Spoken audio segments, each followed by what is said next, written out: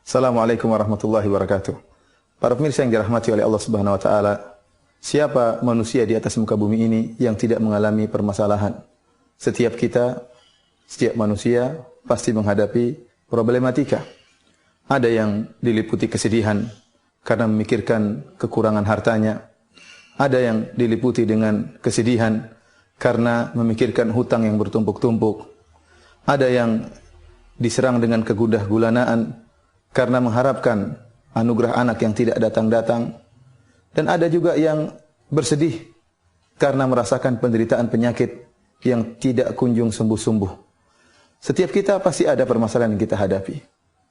Dan banyak orang yang mencari solusi dari problematika yang ia hadapi. Tentunya tidak mengapa manusia harus berusaha untuk menghilangkan kesulitan yang dia hadapi.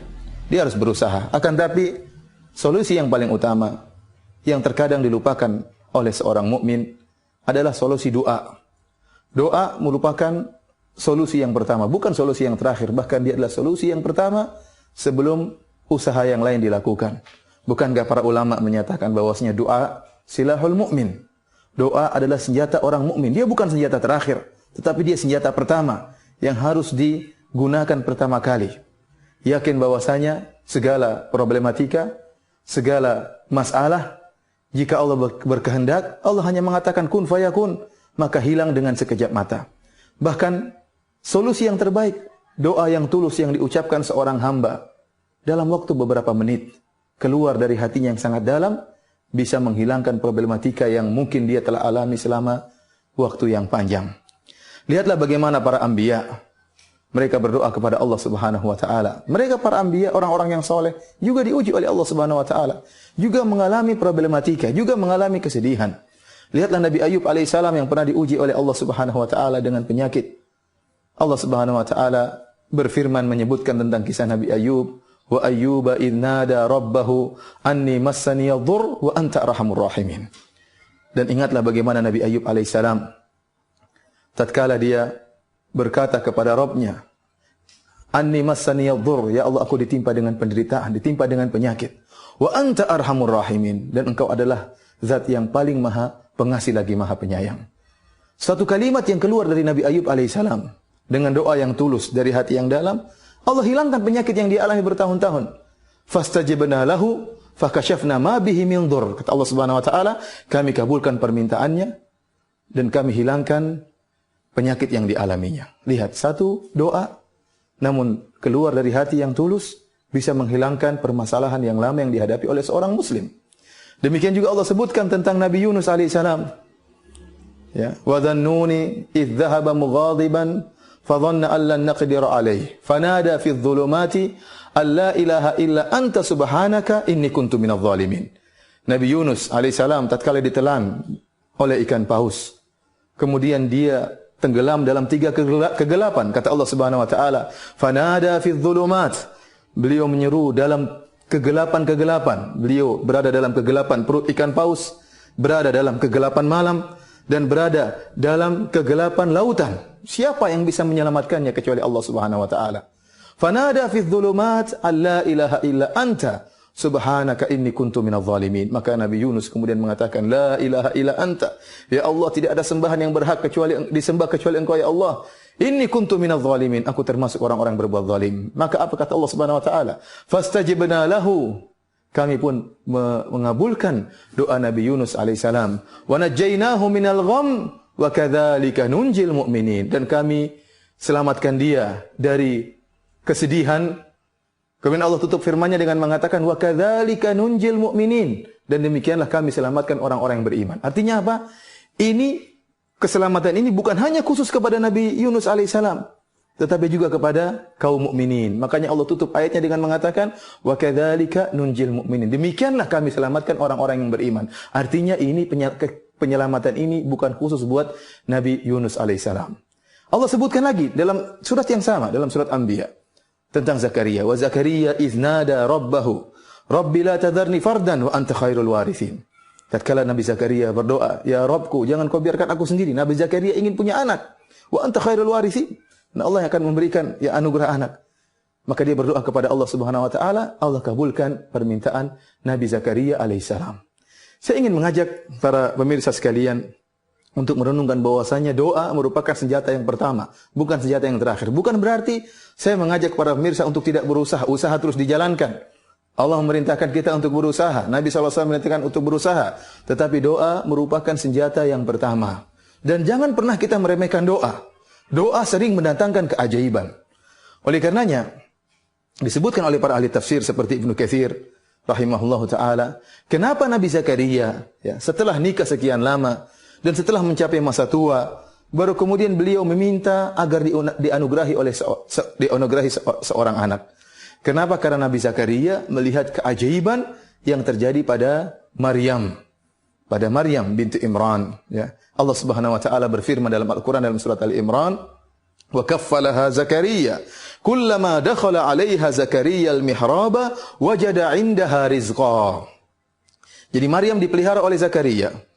Tatkala Zakaria masuk di kamarnya Maryam atau di mihrabnya Maryam, wajada 'indaha rizqa. Zakaria mendapati ada rizki yang Allah berikan kepada Maryam.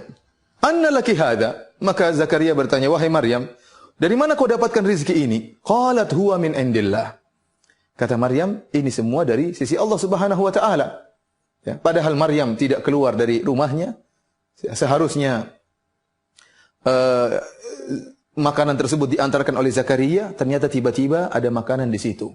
Maka ini menakjubkan Zakaria alaihi salam.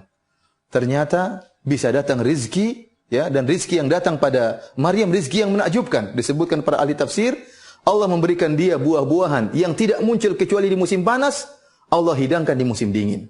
Dan sebaliknya tatkala musim panas, Allah hidangkan buah-buah yang tidak tumbuh kecuali di musim dingin. Dari situ kata Allah, hunalika da'a Zakaria rabbahu.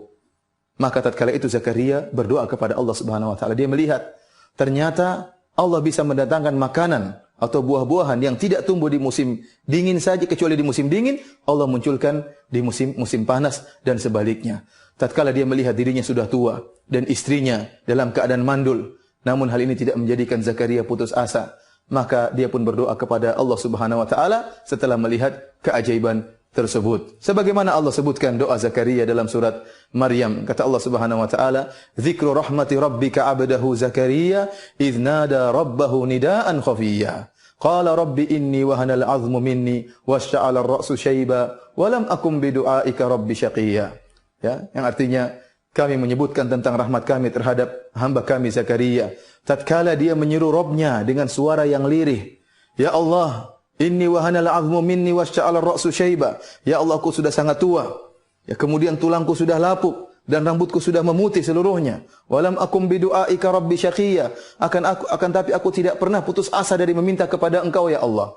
Wa inni khiftul mawali yami wara'i wa kanat imra'ati aqira fahab li min ladunka waliyya. Dia mengatakan, ya Allah, istriku mandul dan aku sudah sangat tua. Akan tapi anugerahkanlah kepadaku seorang anak. Lihatlah Zakaria yang sudah dalam keadaan sangat tua, istrinya mandul. Kalau dilihat secara sebab, tidak mungkin ada seorang anak dari istri yang mandul, apalagi dari orang yang sudah sangat tua. Ternyata Allah kabulkan permintaan Zakaria alaihissalam. Dari sini kita yakin bahwasanya terkadang doa melakukan berbagai macam keajaiban. Tinggal doa tersebut harus kita keluarkan dari hati yang tulus, dengan penuh adab tatkala berdoa kepada Allah Subhanahu wa taala, dengan pengharapan kepada Allah Subhanahu wa taala, dengan yakin bahwasanya Allah Maha mengabulkan segala doa. Oleh karenanya Nabi sallallahu alaihi wasallam bersabda, "Ud'ullaha wa antum muqinuna bil ijabah wa'lamu anna Allah la yastajibu du'aan min qalbin lahinin ghafil." Nabi sallallahu alaihi wasallam mengatakan, berdoalah kalian kepada Allah dalam keadaan yakin bahwasanya Allah akan mengabulkan doa kalian, dan ketahuilah bahwasanya Allah tidak akan mengabulkan doa dari hati yang lalai, Tetapi tatkala berdoa perlu keseriusan, keyakinan, husnudzon kepada Allah Subhanahu wa taala. Pilih waktu-waktu yang mustajab, sepertiga malam yang terakhir tatkala Allah turun ke langit dunia dan Allah menyatakan, "Hal min mustaghfirin fa aghfiralah." Apakah ada di antara hamba-hambaku yang beristighfar akan aku ampuni? "Hal min sa'ilin fa utiya su'lah." Apakah ada di antara hambaku yang meminta akan aku kabulkan permohonannya? Barang siapa yang bangun tengah malam, kemudian dibuka dengan solat malam, kemudian berdoa kepada Allah Subhanahu wa taala dengan hati yang tulus, dengan penuh pengharapan, dengan husnudzon kepada Allah Subhanahu wa taala, maka sulit untuk tidak dikabulkan oleh Allah Subhanahu wa taala. Oleh karenanya para pemirsa yang dirahmati oleh Subhanahu wa taala, jangan pernah meremehkan doa. Imam Syafi'i rahimahullah berkata, "Atahza' bid-du'ain wa tasdarihi, wa ma tadri ma sana'ad du'a'u." Apakah janganlah engkau mengejek doa dan jangan kau meremehkan doa. Kau tidak tahu apa yang bisa dilakukan doa. Sihamul laili la tukhti walakin lahal amadu walil amadil inqidha'u. Kata Imam Syafi'i, doa itu ibarat panah-panah yang dilepaskan di tengah malam. Tidak akan meleset. Tidak akan meleset. Pasti suatu saat akan mengena.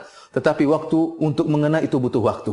Oleh karenanya seorang tatkala berdoa di malam hari, yakinlah pasti suatu saat akan dikabulkan oleh Allah Subhanahu wa taala, cepat atau lambat. Allah yang lebih mengetahui apa yang terbaik bagi hamba-hambanya. Marilah kita sama-sama berdoa kepada Allah Subhanahu wa taala dengan penuh keyakinan dan pengharapan, niscaya Allah akan menghilangkan segala problematika yang kita hadapi dengan doa yang tulus. Demikianlah para pemirsa. Assalamualaikum warahmatullahi wabarakatuh.